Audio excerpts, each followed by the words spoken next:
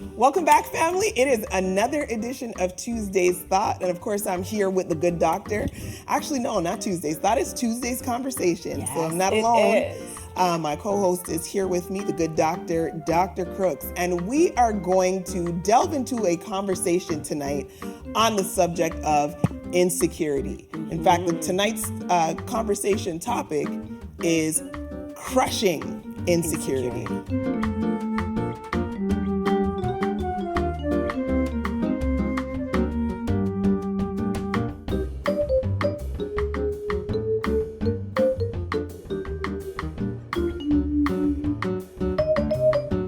Dr. Crooks, so this thought came to me. Now let me preface this by saying, when we talk about insecurity is something that everybody at some point in your life has experienced. Absolutely. Not necessarily, staying there or dwelling there, but at some level, your life has been touched by insecurity. 100%. And perhaps in many ways still is. We all still struggle to various degrees, to various extents, on various levels with some form of insecurity. That is true. Let me say this as well.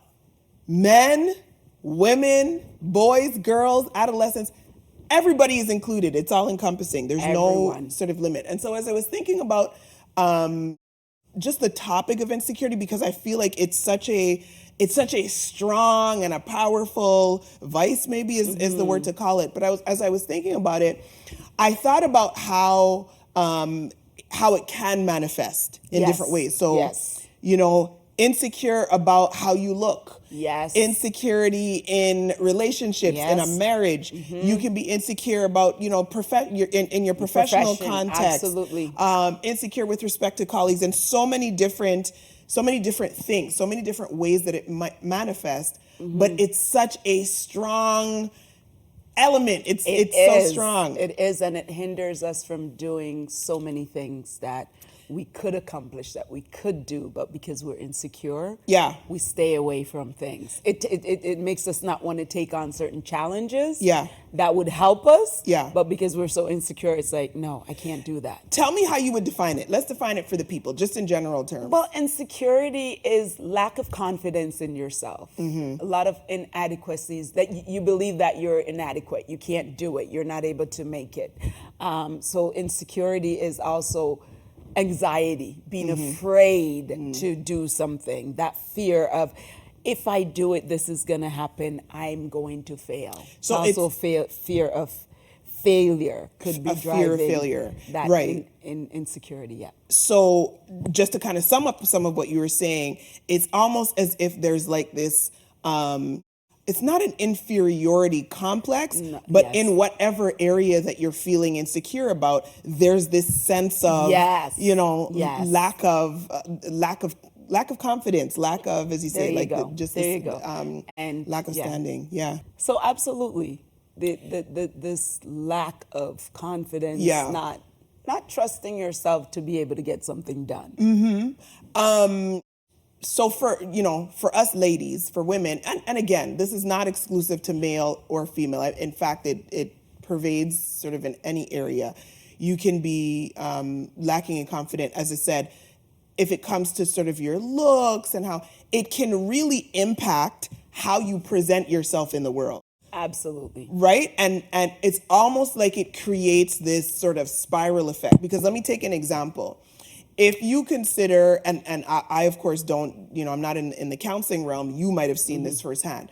But if you take, for instance, insecurity in a relationship with where a man and a woman are experiencing some discord, and it's as a result of, typically, it might be as a result of some insecurity. And when you think about that, it can manifest in, the possessiveness, the controlling behavior, the excessive controlling behavior, things like that. Sometimes you see it spiral to the point where it becomes a violent type. Absolutely. Like there's a huge power dynamic and imbalance, and it can become like a domestic violence situation. And the person or persons don't see it as insecurity, right? We might see, because let's say the male, for example, is saying you have to do this. Right. You're looking at that person perhaps as a strong person who knows what they want, and this. Whereas it's more insecurity. The drive behind being so controlling, wanting to make sure you stay with me, is because I'm insecure and think that you might leave me for someone else. There it is. There it is. And so, as I said, it turns into this unhealthy, this toxic spiral, which, as I say, if left unchecked, it might start as like a seed of, oh, okay, I'm not so sure about myself, can become this very detrimental, unfruitful, unhealthy situation. And it doesn't have to, land itself into like the situation of violence. But even going back to something as simple as, somebody not feeling confident or feeling insecure in how they look or in how they're presenting themselves, it can impact you to the point where you literally don't like the person that you are. Absolutely. And, right? And you don't socialize. You stay Isolate. to yourself. Yeah. You isolate. Depression. That comes right in. Talk. Anxiety, because you are so caught up in, I'm not good enough. I can't do it. I don't look the part. Yes. Whatever it might be, right? Whether it's size, height, whatever it is, right? I don't look the part. And so what do I do? I isolate and I become depressed. And then I say, people don't like me. People don't care.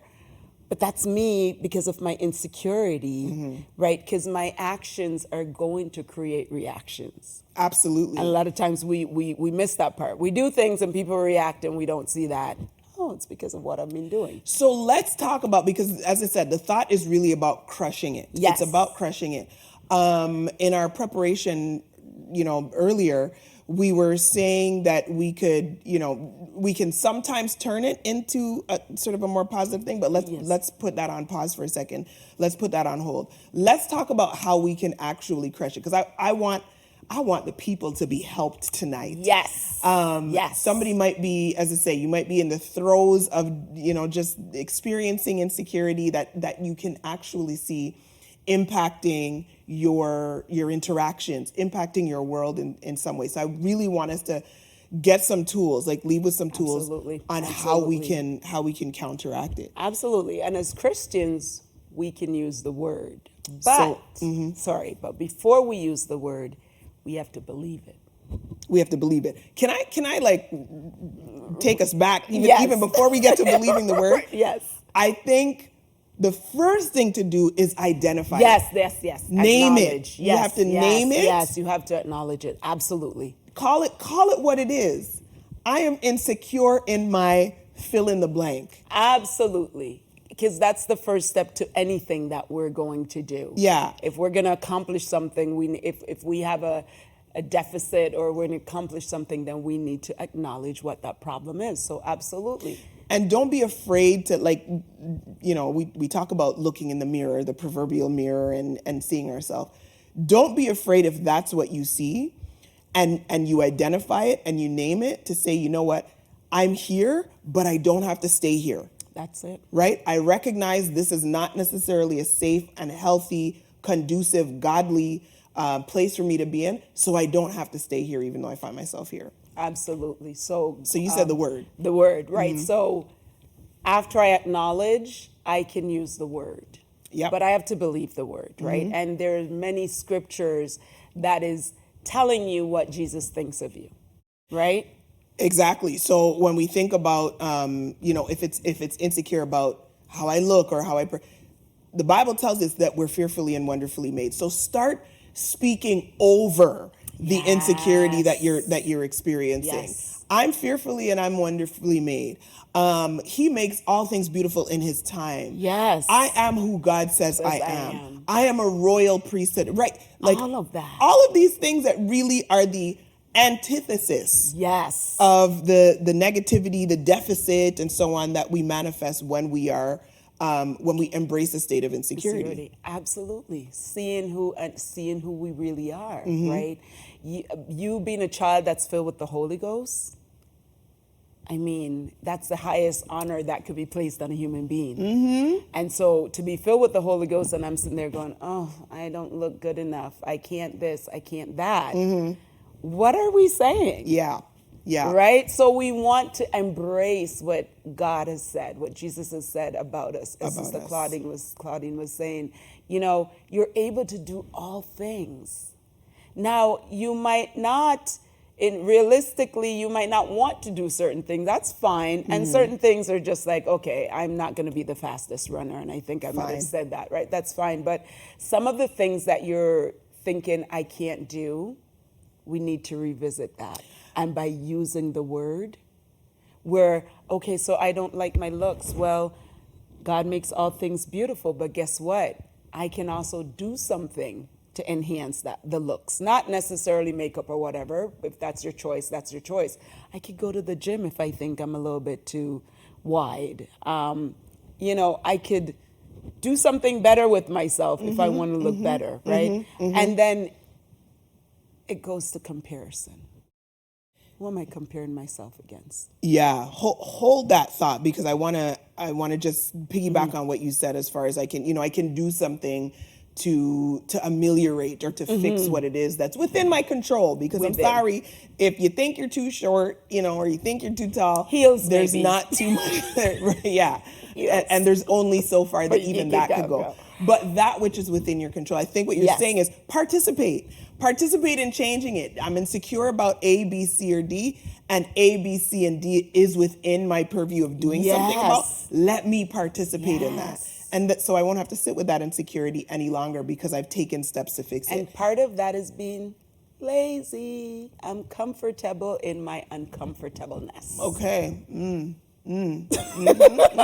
Right? Comfortable with being uncomfortable. Wow. Okay. But go ahead. Sorry. No, that's kind of what I wanted to say on that point. Okay, so the second thing that you mentioned, you were veering off into another lane, which was comparison.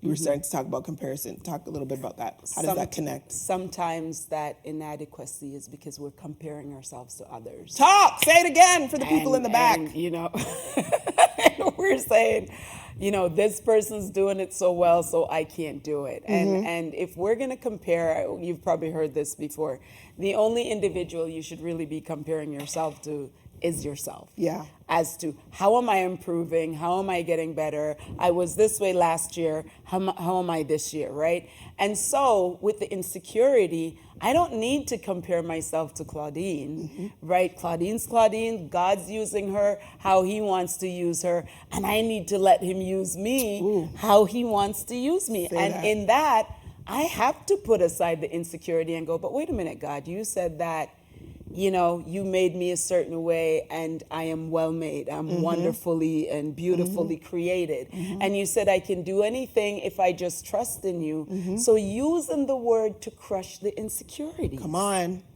Crush it. Right? Using the word to crush. Yes, let the word be your mirror. So compare yourself to the word. When I say that, am I adhering to what the word says? So if it says, don't be afraid, because insecurity is driven by fear.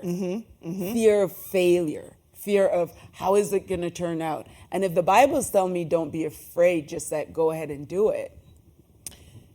And in practical terms, because sometimes you're absolutely right, we have to stand on the word, stand in the word, stand on the word, stand by the word. In practical terms, like when we're confronted with it, sometimes that's easier said than done. Absolutely. Right? Absolutely. I'm in a group of people who do it better than me, say it better than me, all of the better than me's. And that's what's kind of, fueling, it's driving that sense of and trepidation that I feel on the inside. But it's so important, I think, to make it an exercise. So in the moment, as I said, and Jassett has said, go to the word, resort to the word. But in the moment when you're facing it, that's when you need to literally speak to yourself. You need to speak over yourself. It's almost like you're talking yourself with conviction out of that insecurity in the moment. Absolutely. Right? Absolutely. Find the strength within it. And it is by, you can't deliver something that you have not yet first received. Exactly. So you have to process it. You have to allow the word to settle. You have to, as you said, accept it, absorb it, so that when you're in the moment, you can actually have the strength to walk your way out of it by speaking to yourself, speaking over it. Absolutely. last sort of thought on that. You said, the comparison and not trying to compare yourself. I love that point. God has a story for you. He has a story for me. That's it. He has an assignment for you. He has an assignment That's for it. me. So it's okay for me to, you know what? You are an amazing ABC. Whatever, right? And not using that energy. So rather than using the energy to feel, oh my God, I could never cook for Jassett. She's amazing at cooking. Oh my goodness, her meatloaf puts mine to shame or whatever. I don't have to invest the energy in that manner. I can celebrate. I can applaud you. Girl. There you go. That oxtail was to die for. It was so good. And can you teach me how to make it? Precisely. Right? That's crushing. That is crushing the insecurity. Right. It's flipping it on its head. Even in the attire. Oh my God, Claudine, you always look so well. I'm a little bit shaky on the whatever. Hey, can you give me some pointers? That's it right there. Use your brothers and your sisters to help you. Yes, to enhance that area that has been identified as a deficit. As long as you trust that person. I'm not telling you to go to any and anyone. You trust that person. Say, hey, can you give me some pointers? Yep. Like, what do you think? Should I do this? And use each other to help. So I think the conclusion, to cap this off, I think it was said earlier in the conversation, but it's almost as if you're now using the insecurity to propel you or to fuel you into a better direction. Absolutely. So as I say, it's going to be, let's take the example of the relationship, because again, whether it's a marital relationship or with your spouse or other, oftentimes it's the insecurity that undermines the integrity of the relationship. Absolutely. It creates issues. Absolutely. Because the insecurity could say, oh, I saw you talking to so-and-so. What were you talking to so-and-so about? Oh, you like that person better now, when it had nothing to do with that, and the conversation. Correct. And so in flipping it on its head, as I said, and using it to fuel, maybe rather than saying it, starting to be suspicious, you're now saying, you know what? Within this honest conversation with myself, I see that this is a problem. I see that I feel some type of way. I feel some type of insecurity. Rather than turning that sort of against my spouse, I'm going to, or my friend or whatever, I am going to use that to help me be. But maybe I need to step it up in terms of my communication. Maybe I just need to be more kind. Maybe I need to be a little bit more attentive. Maybe I do need to, and begin to, again, let that fuel you into a better place so that you can experience a different result. Absolutely. And as you were saying that, what came to mind is, I am the issue, not the other person. The issue lies in me. Yeah. My insecurity is making me respond in an unpleasant way, in a way that I shouldn't respond, in a way that's going to hinder, whether it's a relationship, whether it's going to hinder the job promotion, because I'm insecure, I won't step out and do what I need to do to elevate myself in whatever area, relationship, jobs, whatever it might be. Looks, anything like that. Flip it around. Flip it around and let it be a driving force. And while you're doing this, you keep praying. And you know, God, you said this. That's right. I'm out there on your word. That's right. And I'm going to crush this insecurity. Talk to him about it. And don't let it get to the point where now it makes you an anxious person, makes you a depressed person, and you're missing out on life. Unfruitful. Yes. My God, what a lovely conversation this evening. Thank you so much for tuning in with us. Thanks. My prayer is that, yes, of course, thanks for being having here. me. Always. My prayer is that somebody will be helped. Yes. If you do find yourself in that situation, confronting this, my prayer is that you will take that first step and acknowledge it and recognize that you don't have to stay there. As I started out the segment, we said that we've all been there, but we don't have to stay there. Absolutely. As always, may the peace of God be with you. That is my prayer for you tonight. And until we see you next time, may the Lord bless you real good.